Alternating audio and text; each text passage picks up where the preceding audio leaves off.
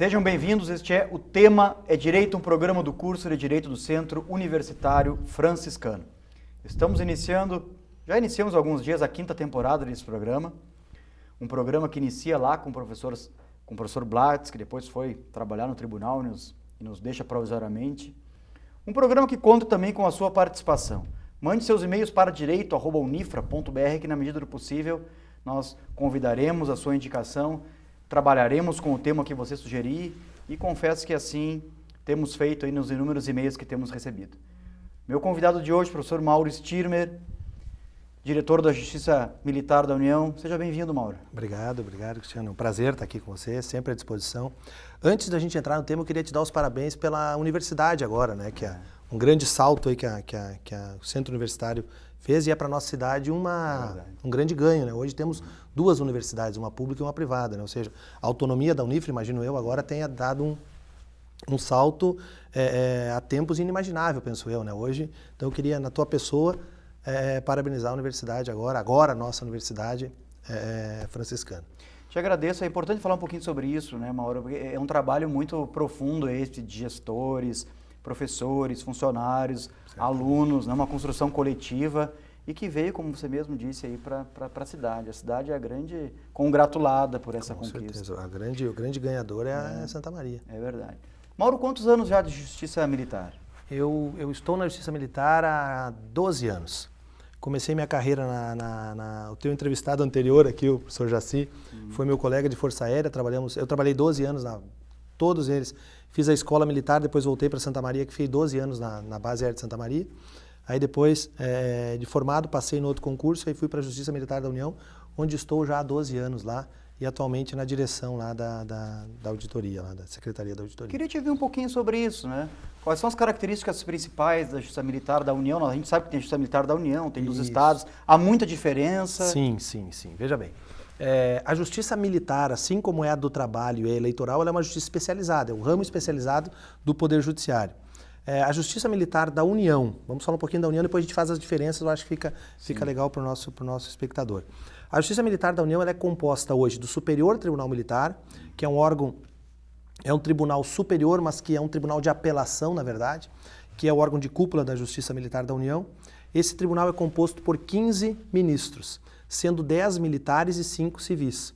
Ele é um tribunal de fato, que a doutrina trata como tribunal de fato, porque ele, ainda que seja um tribunal um tribunal que tem status superior, ele é um tribunal de apelação, porque ele julga os recursos de apelação que saem das auditorias militares, como é o caso de Santa Maria. A composição, então, são 5 civis e 10 militares. Os 10 militares são todos generais, oficiais generais, são 4 generais de exército, 3 brigadeiros da aeronáutica e 3 almirantes da marinha e 5 civis. Dos 5 civis, 3 são advogados, aquela mesma regra constitucional dos 35 anos, do notório saber jurídico, reputação ilibada, todos passam pela sabatina do Senado e depois são aprovados, vão para a nomeação presidencial. E depois tem um que é da carreira de juiz auditor, né, e um que é da carreira do Ministério Público Militar. Em primeiro grau, a Justiça Militar da União ela é composta de 12 CJMs, Circunscrições de Justiça Militar. Aqui no Rio Grande do Sul nós estamos na terceira CJM. A terceira CJM é composta da primeira em Porto Alegre, a segunda em Bagé e a nossa, que é a mais legal de todas, que é a terceira, que é aqui em Santa Maria. Aqui funcionam os conselhos de justiça, professor. Os conselhos de justiça militar, nós temos 2 tipos. Nós temos um que é permanente, que julga o civil, e eu vou falar um pouquinho sobre isso, julga o civil, e outro, o civil e as praças militares, e outro que julga os oficiais. Aquele que julga a mim, pode julgar o senhor, é aquele que é composto por, a cada 3 meses, nós recebemos da DE aqui uma relação de oficiais, e essa relação é sorteado ali, um oficial superior e outros 3 oficiais, que compõem junto com o juiz togado o que nós chamamos de escabinato, que é formado por esse colegiado que julga, no caso.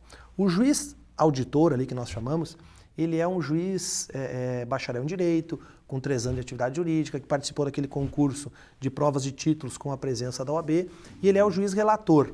E depois vem a experiência da caserna com os 4 militares. Após o julgamento aqui na auditoria, a defesa ou o Ministério Público impetra o recurso de apelação e aí sim é julgado pelo Superior Tribunal Militar. Essa é uma configuração apertada da Justiça Militar. Agora, uma coisa que me chama muita atenção ali, Mauro, é o julgamento colegiado. Queria te ouvir um pouquinho mais sobre isso, porque isso é um dos brilhos da Justiça Militar. Exato, né? exato. Não existe um julgamento individual Não. por um juiz, como é na grande extensão do judiciário brasileiro. Isso. É, na verdade, professor, um dos poucos colegiados de primeiro grau que nós temos, exceto aquela para julgar o crime organizado, que eventualmente pode ser montado. Nós temos aqui como juiz natural um juiz colegiado. Esse juiz tem origem romana, esse termo, é o escabinato. O que é o escabinato? É um misto de civil, porque ali nós temos aqui o juiz auditor, aqui um dos mais antigos, é o juiz federal mais antigo do país, que é o Celso Celidoni, ele é o juiz aqui, o juiz auditor titular aqui de Santa Maria. Ele vem com a experiência jurídica e os outros militares com o conhecimento da caserna, claro. Por isso esse escabinato. Porque ali se julgam crimes militares que só podem ser praticados por militares e crimes que eu posso praticar, e qualquer um de nós pode praticar e ali ser julgado. Então esse juiz auditor, ele é o relator do processo. Ele relata o processo, ao final do julgamento colegiado ele pergunta para os juízes se existe dúvida sobre o processo. Em não existindo dúvida, ele passa a votar. Interessante é o seguinte, que nós não temos ali a possibilidade do juiz singular julgar. Ele não trabalha de maneira singular, trabalha sempre como um colegiado, diferente da Justiça Militar do Estado, onde o juiz de direito do foro militar, desde a emenda constitucional 45 de 2004, ele trabalha singularmente julgando os militares estaduais que pratiquem um crime contra um civil. Esta é uma diferença que nós temos pontual. E o principal número de ocorrência ali é muito variado? Isso ou tem, por exemplo, tem casos clássicos? Né? Tem casos, claro que sim. O principal crime que nós temos é o crime de deserção. O que é um crime militar de deserção? É um crime previsto no artigo 187 do Código Penal Militar, que é o Decreto-Lei 1001, de 69. Este crime consiste, a conduta lá do sujeito ativo é faltar ao quartel ou local onde ele devesse permanecer por mais de 8 dias. Uma vez que não se apresente no 9º dia, está consumada a deserção. Isto sujeita um militar a uma pena de 6 meses a 2 anos de reclusão. Então esse é o crime principal. Nós temos, infelizmente, eu digo infelizmente porque é um problema social hoje, nem jurídico, mas muita droga também. Nós temos ali vários delitos de droga que não estão sujeitos à Lei 11.343, ou seja, não estão sujeitos à lei de droga, estão sujeitos sim ao que nós chamamos do nosso tráfico de drogas lá, que é o artigo 290 do Código Penal Militar, cuja pena é mais branda também, a pena é de 5 anos, ao contrário da lei de drogas, da legislação comum, que é de 5 a 15 anos. Então nós temos essa... Mas o militar hoje, que for pego com droga dentro de um quartel, ele responde à luz do artigo 290 e não à luz da lei de drogas, a atual lei de drogas. Agora, a Justiça Militar, seja na esfera estadual, seja na esfera federal, ela tem uma história muito rica, não, Mauro? Sim, uma história que remonta 200 anos. Né? Isso, ela é a justiça... Nunca pode ser denominada um tribunal de exceção, nunca, justamente por isso. Hipótese alguma. Né? E ela, Cristiano, ela é a justiça mais antiga do país, porque quando os portugueses vieram para a sua colônia, trouxeram para, enfim, aqui se estabelecer, trouxeram a justiça militar. Então ela é uma justiça que vem com a coroa portuguesa para cá. Então ela é a mais antiga do Brasil. Para teres uma ideia, a Justiça Militar da União, ela entrou no Poder Judiciário a partir do ano da Constituição de 34. Até o ano 34, de 1934, ela era do Poder Executivo. E os presidentes do Superior Tribunal Militar eram os presidentes da República. Tamanha era a importância que ela tinha dentro da nossa configuração. Então, uma questão importante, que isso aí, o pessoal está começando a despertar sobre isso, ela é a única justiça que sai do Brasil. Para teres uma ideia, ela não vige para nós o sistema da territorialidade, mas sim da extraterritorialidade. Claro. Então, para teres uma ideia, e ela também é a única justiça que aplica a pena de morte. O Brasil entrou na Segunda Grande Guerra em 1943 e a Força Expedicionária Brasileira foi a Monte Castelo, naquela, a gente sabe, a FEB. E lá, 2 militares estupraram uma italiana e mataram o avô desta italiana. E esses militares foram condenados à pena de morte. Como que é executada a pena de morte na Justiça Militar? É por fuzilamento. E o CPPM, que é o Código de Processo Penal Militar, o Decreto-Lei 1002, ele diz como vai ser executado. Ele diz que o militar estará fardado com a farda X, sem insígnias, e que com os olhos vendados, e que, por uma questão de dignidade até, a palavra fogo vai ser substituída por um gesto, para ele não saber o momento do impacto. E o civil, ele diz que o civil, que também está sujeito a essa pena, deverá estar dignamente vestido, assim como numa elegância que o senhor deve estar aí. Dentro ainda dessa peculiaridade, esta pena ela deve ser comunicada ao presidente da República. E ele tem 7 dias para se manifestar. Se o presidente não se manifestar em 7 dias, é aquilo que a doutrina chama de silêncio eloquente. Não se manifestou, ele concordou com a morte, aí o fuzilamento ocorre. Caso ele discorde da morte, ele pode comutar a pena, como fez o presidente da época, comutou a pena para uma pena de prisão perpétua, que novamente foi comutada em uma pena de 30 anos de prisão. Então, na história da Justiça Militar, nós temos a pena de morte, porém, graças a Deus, até hoje ela não foi executada, não precisou ser executada. Mauro, nossa conversa está muito interessante, mas precisamos fazer um intervalo, coisa super rápida, 30 segundos, pode ser? Lógico, vamos lá. Então, não saia daí, nós já retornamos, como disse, é bem rápido, 30 segundos, estamos de volta.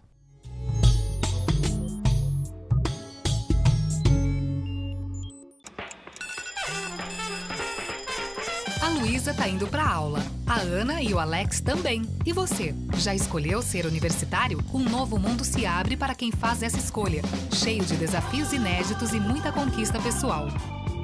Para fazer essa escolha, basta fazer o vestibular em 1º de junho. As inscrições vão até 8 de maio no site universidadefranciscana.edu.br. Universidade Franciscana. Somos universidade. Somos você.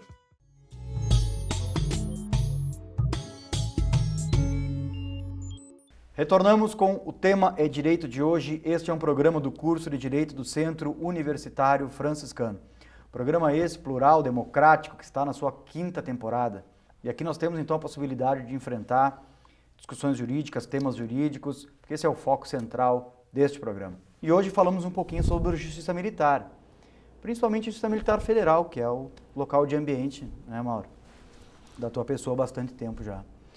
Eu queria te ouvir um pouquinho sobre o seguinte, né?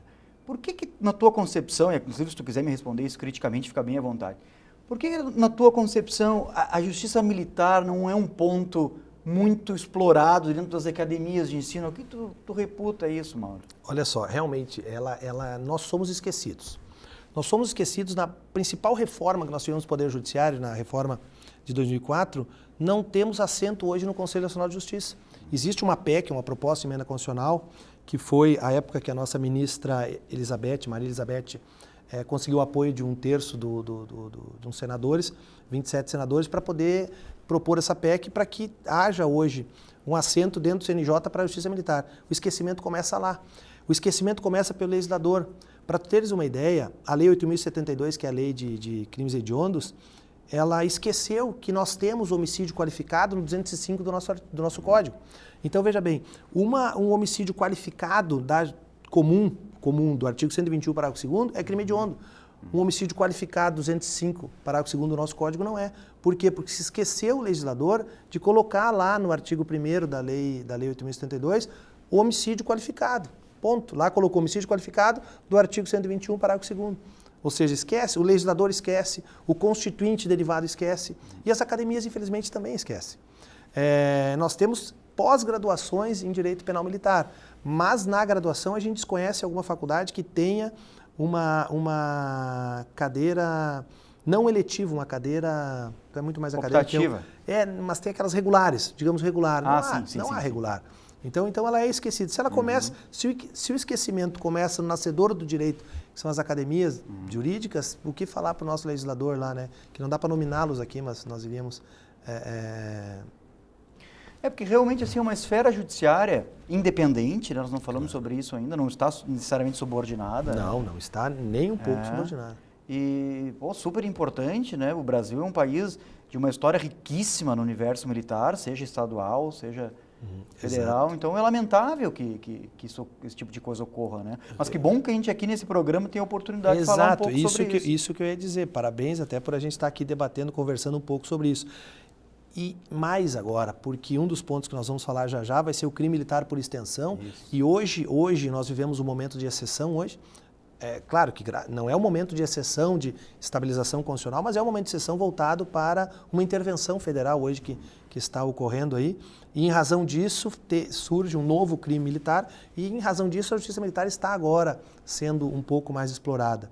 Mas eu só queria fazer, inclusive para o telespectador, o acadêmico que nos assiste, para ele entender algumas diferenças pontuais da JME para a JMU. Isso é importante. Cristiano, olha só. A Justiça Militar dos Estados, ela tem a competência lá no artigo 125, parágrafo 4º e 5º.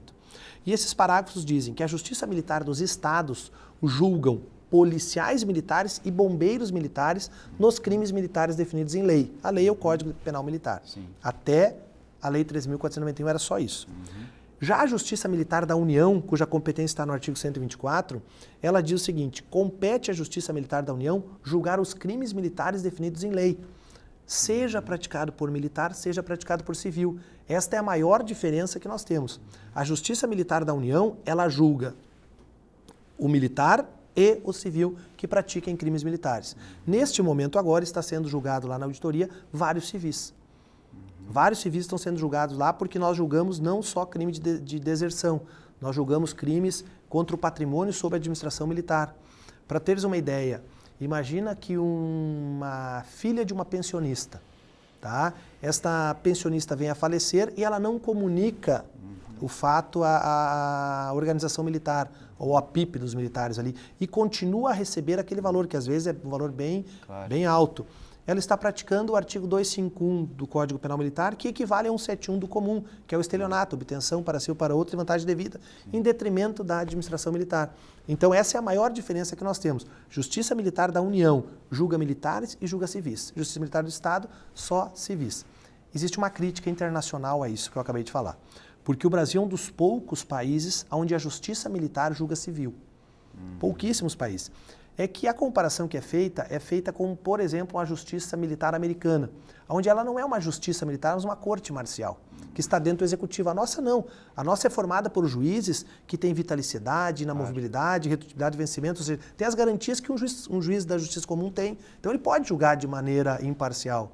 Então ele tem essa é uma crítica que é feita à justiça militar, mas é uma crítica que é facilmente debatida, contrariada. Para a gente entrar no foco central da nossa conversa de hoje, queria te ouvir um pouquinho sobre o seguinte: eu sei que tem crimes militares previstos no Código Penal Militar, mas também tem crimes que são previstos no Código Penal comum. Exatamente. E agora tem os crimes aí militares por exceção. Queria que tu fizesse essa diferença aí pra gente. Vamos lá, Cristiano. Olha só, nós sempre tivemos, até o advento da Lei 3.491, dois tipos de crimes militares. O crime militar próprio e o crime militar impróprio. O que é o crime militar próprio? É aquele crime que só pode ser praticado por quem tem a qualidade de militar. É a deserção, é o desrespeito a superior, é o abandono de posto. Para abandonar um posto, você tem que estar vigilante naquele posto na qualidade de militar. Para se ausentar 8 dias do teu quartel, tu tem que ser militar. Este é o crime militar próprio. Já o crime militar impróprio é aquele crime que você podemos praticar e nós não somos militares. Por exemplo, nós temos aqui um batalhão importantíssimo em Santa Maria, importantíssimo para o Exército Brasileiro, que é o 29º Batalhão de Infantaria Blindado, o carinhosamente conhecido como 29 BIB. O 29 BIB é aquele batalhão que ia, quando nós estávamos responsáveis por isso, que ia para o Haiti, naquelas forças de paz lá. Imagine então que um de nós, eu, por exemplo, entre no 29 BIB e subtraia um fuzil. Eu acabei de praticar um crime do artigo 240 do Código Penal Militar, só que é um crime militar impróprio, porque eu sou civil e eu pratiquei. Sim. O estelionato que eu acabei de falar é um crime militar impróprio, tá? É propriamente militar, porque é um civil que pratica. Então eram esses dois crimes, militar próprio e militar impróprio. Tivemos agora, final do ano passado, a Lei 3.491, que é o que a gente vai falar agora. E ela trouxe o chamado crime militar por extensão. Ela alterou o artigo 9º do Código Penal, que é o artigo mais importante da nossa legislação. O que diz o artigo 9º do Código Penal Militar? Ele é um artigo que trata os crimes militares como de tipificação indireta. Veja bem, para eu dizer que um crime é militar, eu tenho que encontrar um artigo dentro do Código que subsuma esse fato, ou seja, matar alguém. O artigo 121 diz matar alguém, o 205 diz matar alguém. Só que eu tenho que combinar com o artigo 9º, inciso 2, por exemplo. Que é o que vai deslocar a competência lá para a justiça militar. Exatamente. Um militar que vem a matar outro militar, ele pratica o crime do 205 combinado com artigo 9º, inciso 2, a linha A. Esse é o crime militar de tipificação indireta. Ocorre que agora esse artigo foi alterado, Cristiano. Por quê? Porque nós tínhamos escrito o seguinte no artigo. Consideram-se crimes militares aqueles crimes que estão previstos no Código Penal Militar, embora também estejam na comum. Ou seja, é crime militar o homicídio aqui, embora esteja na comum. A alteração trouxe o seguinte, colocou uma coordenação aditiva lá. Colocou um E. Aí diz assim, consideram-se crimes militares os crimes do Código Penal Militar e da legislação penal comum. Este E da legislação penal comum que alterou tudo. Claro. Então hoje, vamos pensar assim, hoje, se um militar que está agora lá no Rio de Janeiro fazendo patrulhamento dentro da intervenção federal, não é intervenção militar, as pessoas falam intervenção militar, não ocorreu no Rio de Janeiro uma intervenção militar, ocorreu uma intervenção federal com fundamento lá no artigo 34 da Constituição, aonde simplesmente um militar, que é o general Braga, lá, Costa Braga, ele é hoje o responsável, mas podia ser eu, podia ser qualquer um podia estar lá. A intervenção é federal porque tem um decreto do nosso presidente determinando a intervenção. Mas veja bem, então, um militar que esteja hoje em patrulha dentro da Rocinha, em garantia da lei e da ordem, nós chamamos de GLO. Ele está em GLO e ele vem a praticar um crime de abuso de autoridade. O crime de abuso de autoridade está previsto numa lei extravagante, na lei 4898 lá de 65. Este militar, Cristiano, até o advento dessa lei, iria responder na justiça comum, porque a justiça militar não tinha competência para julgar esse crime. Sim. Hoje esse crime é um crime militar por extensão. Ele vai ser julgado na justiça militar. Então esse foi o grande aumento de competência. Hoje, justiça militar, isso a gente pode colocar uma padecal nisso. Justiça militar julga os crimes militares do Código Penal Militar e julga os crimes militares de toda a legislação brasileira, desde que se encaixe em alguma das situações do artigo 9º. Por exemplo, em garantia da lei e da ordem, Sim. que foi, na verdade, o grande mote de criação dessa lei. Eu tenho acompanhado assim que existem algumas discussões, ou talvez o que tenha fomentado decisivamente essa lei foi a questão do homicídio. Tem algumas peculiaridades assim, que tu gostaria de registrar sobre isso? Importantíssimo. Não temos muito tempo, Mauro. Não, eu estou tentando acelerar, até peço desculpas, estou falando rápido. Não. Mas olha só, a Justiça Militar da União, eu vou dar 2 exemplos para ti. Eu acho que o exemplo fica mais, a casuística é mais fácil para o pessoal de casa. Se dois militares, um militar do Rio de Janeiro, PM, e um militar federal estão em uma operação. E o PM mata dolosamente um civil. E o militar federal mate dolosamente outro civil no mesmo contexto. Serão julgados em justiça diferente. Porque a Constituição Federal, no artigo 125, ela diz assim, compete à Justiça Militar julgar os crimes militares praticados por PM ou bombeiro, vírgula, competindo ao Tribunal do Júri os crimes dolosos contra a vida de civil. Então, se é um PM, um brigadiano, carinhoso brigadiano que nós chamamos, se o brigadiano matar alguém em serviço dolosamente, vai ser julgado na justiça, no Tribunal do Júri. Não quer dizer que vai ser condenado, vai ser julgado lá. Sim. Se um militar da Força Aérea Brasileira, tá, matar alguém em garantia da lei e da ordem, ou vou te dar o exemplo aqui da Base Aérea de Santa Maria, que é agora a famosa Ala 4. Se alguém for entrar na Ala 4 e o militar que está lá de sentinela, dolosamente ele der um tiro com um fuzil 5.56, este militar será julgado na Justiça Militar da União porque ele estava na segurança das instalações. Esse ponto que eu não podia ter esquecido de falar e você me lembrou, é o ponto crucial. Então hoje, PM que pratique um crime doloso contra civil, vai para o Tribunal do Júri. Militar federal que pratique um crime doloso contra a vida de civil, estando nesses exemplos que eu te dei, será julgado pela Justiça Militar da União. Esse é o ponto principal. Mauro, eu queria agradecer profundamente tua presença aqui no nosso programa, portas sempre abertas. Quem sabe essa conversa não é uma precursora aí de grandes projetos relacionando a Justiça Militar. Né? Estamos à disposição, à tua disposição e à disposição da nossa querida universidade. Nós que agradecemos. Obrigado. Agradecemos a você também pela audiência e fique ligado nos próximos programas da TV Unifra. Até a próxima!